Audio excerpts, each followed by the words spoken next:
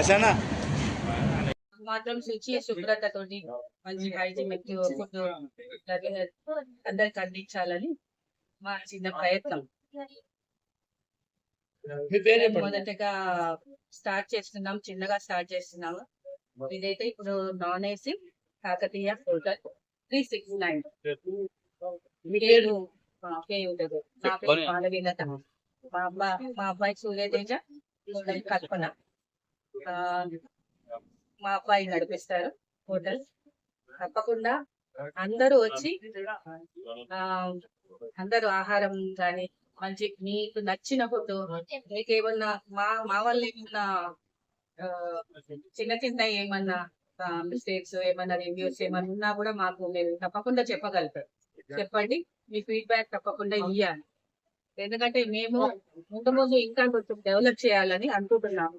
మంచి ఇంకా ప్రత్యేకమైన ఏమైనా ఆహారాలు కానీ ఏమైనా కొత్త వెరైటీస్ ఏమైనా ఉన్నాయన్నా కూడా మేము చేద్దామని మా ప్రయత్నం. అంతకుముందు ఇక్కడ చాలా హోటల్స్ ఉండేది. అవి వస్తుంటే చాలా మటుకు మూతపడ్డాయి. చాలా మటుకు ఫుడ్ సేఫ్టీ లేదా ఆదాయం లేక ఈ ఏరియాలో కొద్దిగా అబ్జర్వ్ చేశాను అన్నట్టు. మన కిషన్పుర వరకు మంచి హోటల్స్ ఉన్నాయి, కానీ ఈ ఏరియాలలో మనకి పెద్ద హోటల్స్ లేవు. ఇప్పుడు కరీంనగర్ వెళ్ళే వాళ్ళ ప్రయాణికులు లేదా ఇప్పుడు యూనివర్సిటీ వాళ్ళ విద్యార్థులు కానీ లేదా ప్రొఫెసర్లకు కానీ మధ్యాహ్నం కానీ ఈవినింగ్ కానీ భోజనాలు చేయడానికి మంచి స్పాట్స్ లేవు. అది కూడా మనకి మెయిన్ గా ఫుడ్ సేఫ్టీ అనేది మేజర్ ఇష్యూ అవుతుంది. ఎక్కడ చూసినా కానీ చాలా మటుకు ఫుడ్ సేఫ్టీ ఇష్యూ అవుతుంది. కాబట్టి నేను అంతకుముందు అబ్రాడ్ లో కూడా చదువుకున్నాను అన్నట్టు. అక్కడ కూడా స్టడీ చేశాను ఫుడ్ సేఫ్టీ అనేది ఎంత ఇంపార్టెంట్ అనేది. అది ఇదని స్టడీ చేసి అక్కడి నుంచి ఇన్ఫ్లుయెన్స్ తీసుకొని ఇక్కడ మొదలు పెట్టాను అన్నట్టు. 6 నెలల నుంచి కన్స్ట్రక్షన్ చేశాను. ఇది మొత్తం రెనోవేట్ చేసి ప్రాపర్ గా కిచెన్ సేఫ్టీ అది ఇది చూసుకుంటూ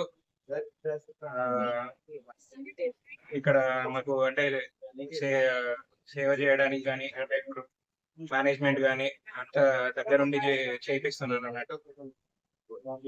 ఇదే ఫస్ట్ టైం అవునండి, ఇదే ఫస్ట్ టైం నాది. అంతకుముందు చిన్న కెఫే నడిపేది. కాకపోతే మధ్యలో నేను స్టడీ పర్పస్ కోసం అని వెళ్ళాను.